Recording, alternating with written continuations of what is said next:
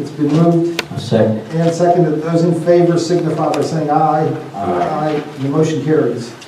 For 045-2016, we have to set a public hearing date for conditional use request for Bubble Bears, the books. It's a DayCare facility along Morganza Road. It's right where Vincent's of Green Tree is, right below Redford Photography. It's another little complex right there. It's probably not going to be a big hearing. Our township only gets involved in like the access, ingress, and egress, and things like that on the site.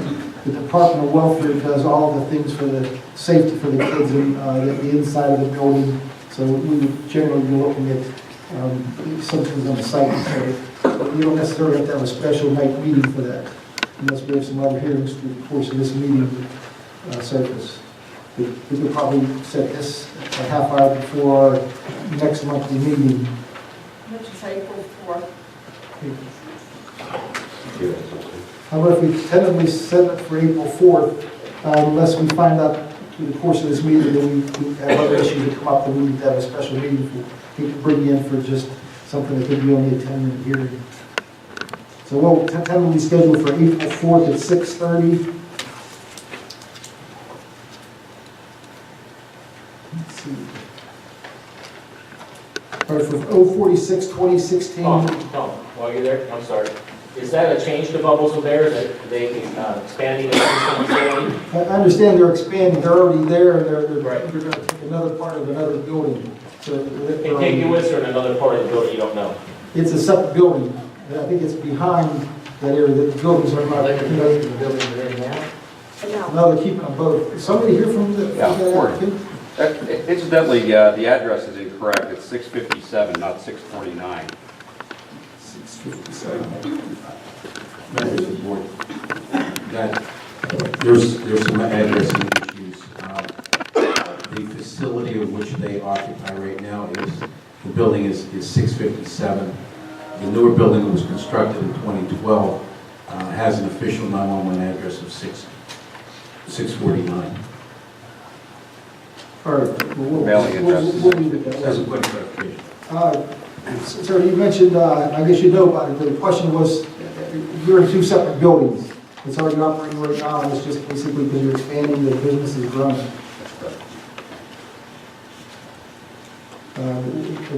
Again, we might have to, I don't think there's going to be much of an issue that we couldn't do it at 6:30. We'll keep the date we set time on. Anything else? That's good. They're in our area. We do their fire safety training and stuff. We just want to know if they're changing. That's all. Thank you. For 046-2016, with this public hearing date for a conditional use request for Verizon wireless tower. It's, I guess, planned on a building in South Point. Dan, can you bring this up on that one? I'll defer to Bruce on that one. That's on the building. That's his side. The Verizon Wireless has made application to construct a cellular site on top of the roof of a building at 2400 Ansys Drive. That's actually the Zenith Ridge development above the Main Street complex. This is similar to a request, conditional use request back about a year ago for a different carrier for a different building. But it just would be a series of antennas and a transmitter located on the top of the building. For your information, we have a hearing coming up on March 14th, I think, on amendments to some of our ordinance. One of them is to consider dropping that requirement that it be a conditional use for a tower on an existing building. Our ordinance kind of encourages it to be on existing buildings instead of building new cell towers all through the neighborhoods. So we're working on or proposing to have the ordinance for a tower or an antenna on an existing building. It would end up being a permitted use with certain express criteria and standards written into the ordinance. So it wouldn't really need a conditional use hearing. So this application was before this new proposal, this new amendment, so that they're bound to have a conditional use hearing. again, that's another one, we may end up moving it up to 6 o'clock and get both of these in. I think that will be a rather relatively quick hearing on intent on a building. So let's change that and kind of do 6 o'clock for this conditional use request for Verizon, and we'll say the conditional use hearing for the bubble bears will come immediately following. All right, for 047-2016, we get a request for a buffer encroachment in a PRD plan. It requires action by the board. I think Dan has some information to give us. Sure. This is a request that's been made by the developer of the property over there at the Overlook.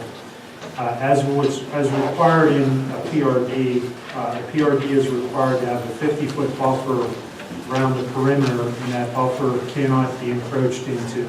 It's supposed to remain in its natural state. We were notified. Hold on 1 second, Dan. Bruce, can you bring that up too, please? I know you saw a good drawing of that. Is that available? You can put it on the screen. Give us 1 second, Dan. Sure.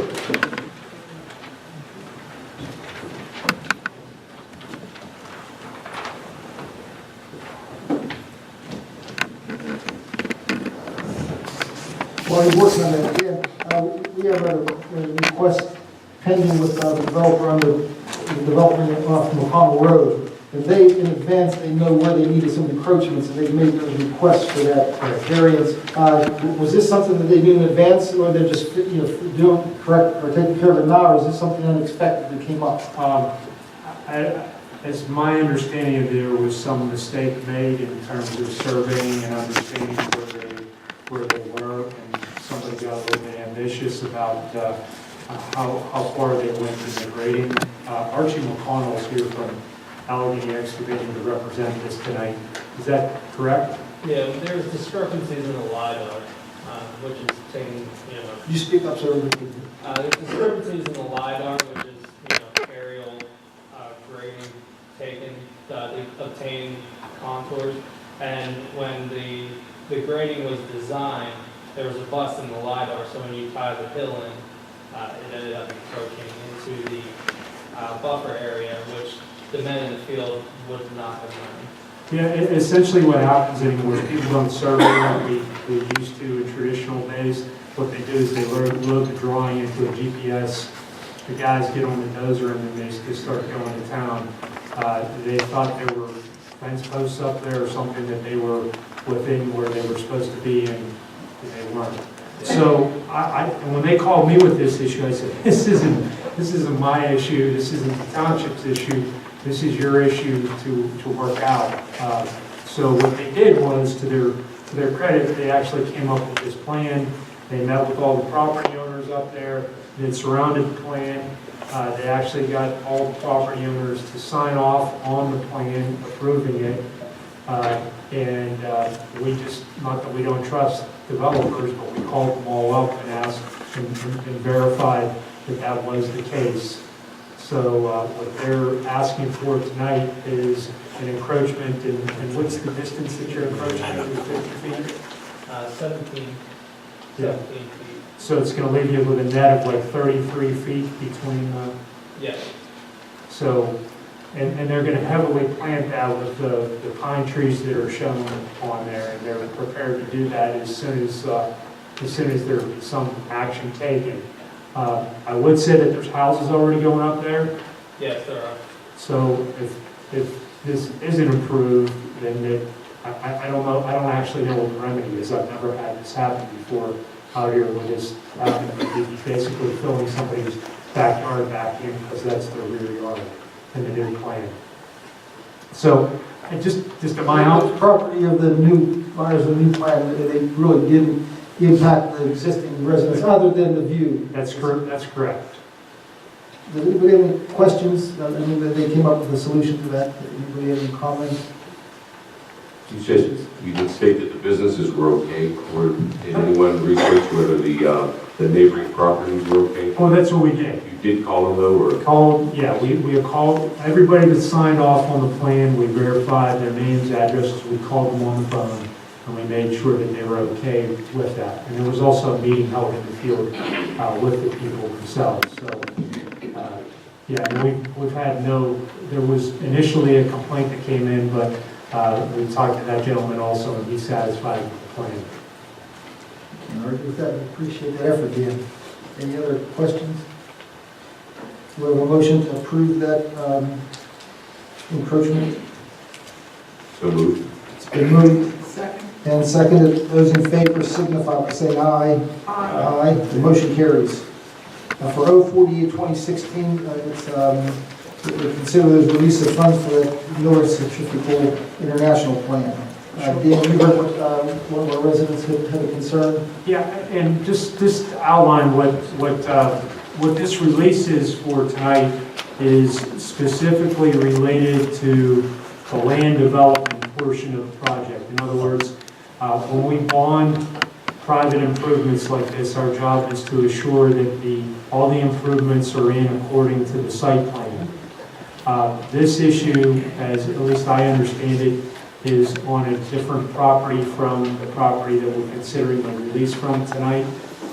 Yes, yes. What are you saying in the property around, they can make the biggest mess that they want? No. Wait, Tom, let him finish. He's not saying that. Yeah, it's a different land, it's a different property. Right, so what I'm saying, Tom, is I think that we're apples and oranges here tonight. This is, that the release that they're requesting is for improvements that they've installed. So there's a developer's agreement that says when you put things in, you can request your money back, and that's what we're here to verify. Is this a closeout? This is a closeout on the new building. It has nothing to do with the zoning.